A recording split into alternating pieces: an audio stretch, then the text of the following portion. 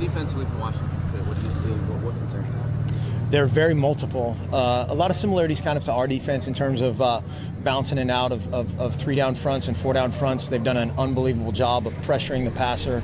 Obviously, Long is leading the galaxy in sacks and is an unbelievable player. And so we need to know where he is at all times, and then just play very hard. They've rotated a few more guys in and stayed fresh in their front. Started kind of a linebacker guy at the end. Toward the middle and the end of last week, but very multiple, very diverse. They tackle really well, play very hard. Kind of an unbelievable group. Is there any sort of feeling amongst the offense, especially after the Arizona game, where you almost feel like you kind of owe the defense one after the way they helped you guys out in some of those situations and holding Arizona to points?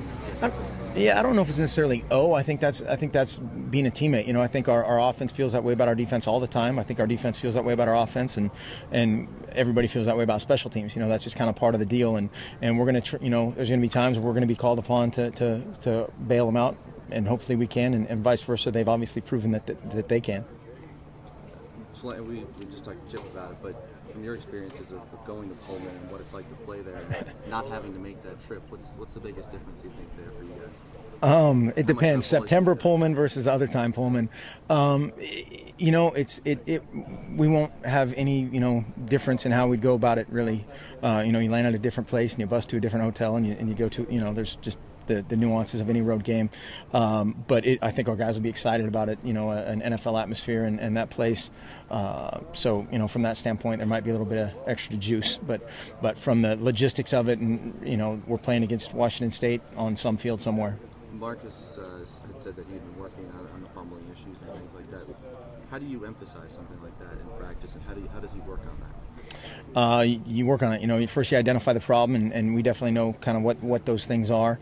And then there's certainly drill work that we can do, and just different things in practice that you try to emphasize or not emphasize, depending on what the issue is, and then just practice. He's got to play and know when it's time to go and when it's time to throw it through the uprights. It seemed like he had as close of a perfect start as he could with the Arkansas State game. How he felt his progression's been since. Marcus is going to be a great player. Marcus is a great player. There's obviously a different set of expectations on those guys, and the good thing about offensively is we're talking about a freshman making a mistake with another freshman, and a freshman doing this, and a broken route turns into an interception, and those are all very correctable things, and our guys are unbelievably receptive, unbelievably coachable, fun to be around, and I think certainly his best days are ahead, no question.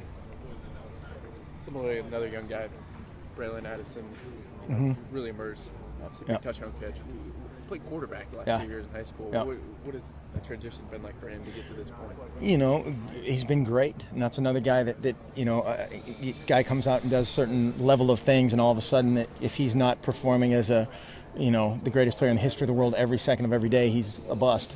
And those guys are awesome. The biggest thing this time of year is they're going to chemistry class for a couple hours, and just the different distractions and the things that they need to eliminate from the football world, and learn how to be a student and an athlete simultaneously, and that's different from high school for sure.